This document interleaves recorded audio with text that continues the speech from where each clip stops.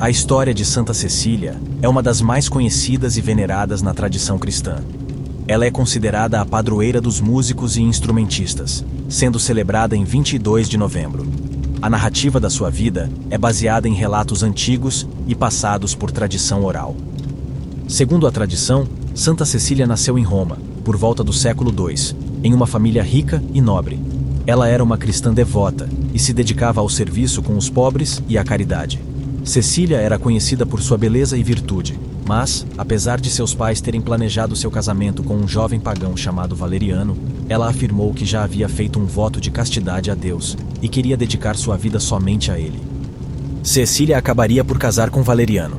Após o casamento, Cecília converteu Valeriano ao cristianismo e lhe revelou a existência de um anjo que protegia a sua virgindade.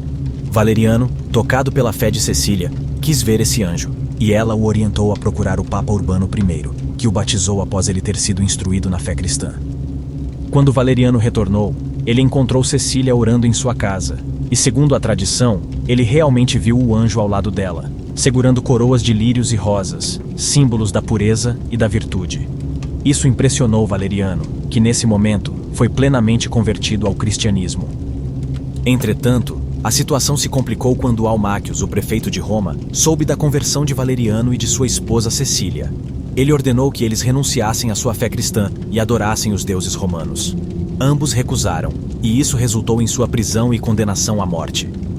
Acredita-se que Cecília foi condenada à morte por decapitação entre anos de 176 e 180. Segundo a lenda, no momento do assassinato, o carrasco não conseguiu separar a cabeça do corpo de Cecília. Conta-se que após 3 golpes no pescoço, ela ainda estava viva e passou 3 dias agonizando antes de finalmente falecer. O corpo de Cecília teria sido encontrado incorrupto e na mesma posição em que foi abandonado, mais de 600 anos após a sua morte. Mais tarde, em 1599, Cecília voltou a ser exumada e seus restos mortais permaneciam iguais.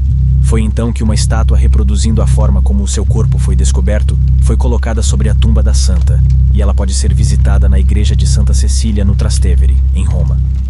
Santa Cecília foi, portanto, martirizada por sua crença no cristianismo, mas sua devoção e história se tornaram um exemplo de força, pureza e devoção para os cristãos ao longo dos séculos.